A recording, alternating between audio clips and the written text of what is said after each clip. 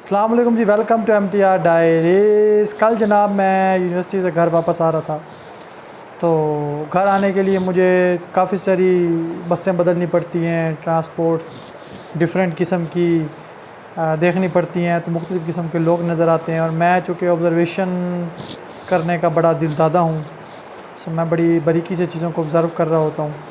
हमेशा दुख से ही हाथ मलने पड़ते हैं जो अवाम के हालात होते हैं।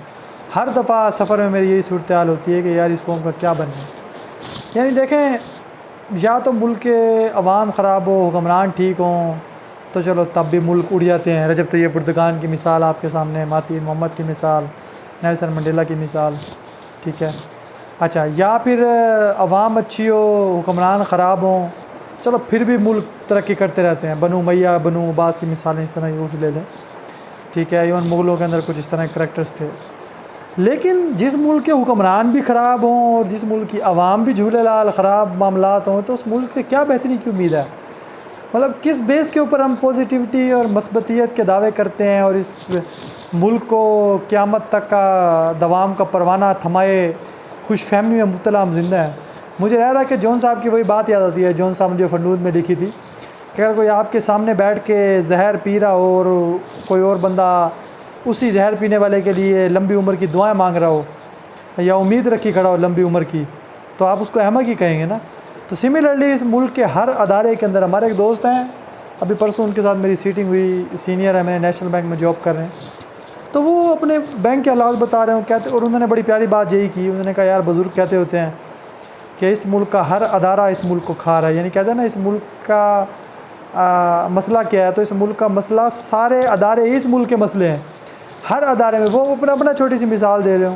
कहते हैं अब जिस बैंक, कहते जिस ब्रांच में मैं हूँ, कहते उस एक ब्रांच के अंदर रोज़ जो हल्की फुल्की जो करप्शन हो सकती है, कोई चीज़ों की खुद बुर्द में, कोई पेजों के रिम गायब कर दिए, कोई खाने का TAD एक्स्ट्रा ले लिया कि आने जाने का TAD है। वो कहते हैं एक छोटी सी ब्रांच में जो गिनती के कोई 10-15 का अमला, वो भी कोई 50-60 हज़ार की रोज़ ही करप्शन कर रहे हैं नेशनल बैंक के अंदर। ये सरकारी अदारा है और उसके इसको आप ब्रांचेज़ कितनी है, लाखों ब्रांचेज़ हैं, ठीक है। इसको आप कितना कहाँ से कहाँ ले जाएँ, कोई एक अदारा ठीक काम नहीं कर रहा। आप जिस तरफ चले जाएँ, आपको किसी अदारे में काम पड़ जाए सही, आपकी आत्मा रुल जाती है। कोई बंदा काम करने को तैयार नहीं है, सारे हराम खा रहे हैं। जब आप हराम खाते हैं ना, तो सर हराम का एक नवाला 3 नस्लें तबाह करता है, ठीक है ना। हराम आप खाएं और आप उम्मीद रखें कि आपकी नस्ल में से महमूद गज़नवी या खालिद बिन वलीद जैसे सपूत पैदा होंगे जो इस मुल्क को ठीक करेंगे, सवाल ही पैदा नहीं होता। आप खुद अपने किबले नहीं ठीक कर रहे, तो भाईजान औलादें पैदा करने के लिए, अच्छी औलादें पैदा करने के लिए वालदैन का फ़लसफ़ा ठीक होना चाहिए, वालदैन की कमाई ठीक होनी चाहिए। यहाँ पे हर बंदा ही हराम खा रहा है, हर बंदा अपनी औलाद को हराम खिला रहा है, मेजॉरिटी इल्ला माशाल्लाह।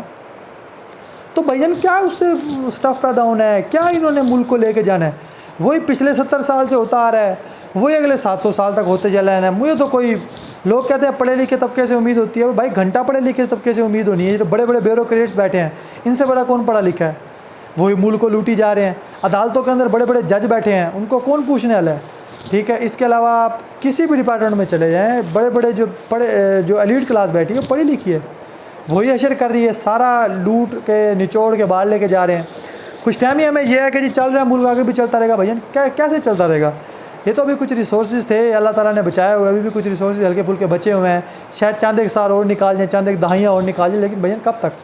दास्तान तक ना होगी, दास्तानों में नहीं बचने वाले मामलात जो है ना। अगर हमारी कौम ने किबला अपना ठीक ना किया, पूरी कौम ने एकजुट होकर एक नियत करके हम लोगों ने ना किया, तो वही है ना, शेर अल्लामा इकबाल साहब का ये गालबन कि किस्से हैं आसमानों पे तेरी तबाहियों के, इस तरह का कुछ है। मुझे अब एग्जैक्ट जुमला याद, मिसरा याद नहीं आ रहा। सो ये तो भैया मामलात हैं, बड़ा दुख होता है यार चीज़ें देख के। और बड़ा मैं फिर कभी कभी सोचता हूँ कि क्योंकि ये एक चीज़ तो तय है इस सिस्टम में, एक होता है ना अक्सर लोग, मैंने ये भी इस तरह के दोस्त भी देखे हैं जो बेचारे चेंज की नीयत से आते हैं, लेकिन फिर वो मजबूरन सिस्टम के आदी हो जाते हैं। तो मैं अपनी सोचता हूँ कि भैया मैं कम अज़ कम इतना तो मुझे है कि मैंने तो जी मसलियत के नाम पे मैं कंप्रोमाइज़ करने वालों में से नहीं हूँ कि जी अगर डिपार्टमेंट ख़राब है तो चलो जी ज़िंदगी बचाने के लिए ख़राब, मैं ख़ुद को ख़राब नहीं करूँगा। हाँ, मैं पागल ज़रूर हो जाऊँगा। वो है ना कि मैं इतना अजीब हूँ कि उसको शेर भी काम जहन में नहीं आ रहे कि उसे कायल ना कर सका तो उसे मार दूंगा मैं, या इस तरह के मामला। भैया मैं आप या तो आप मर जाना या अगले को मार देना। यानी या तो उनको ठीक कर देना है या फिर खुद पागल हो जाना, दोनों में से कोई एक काम होना है।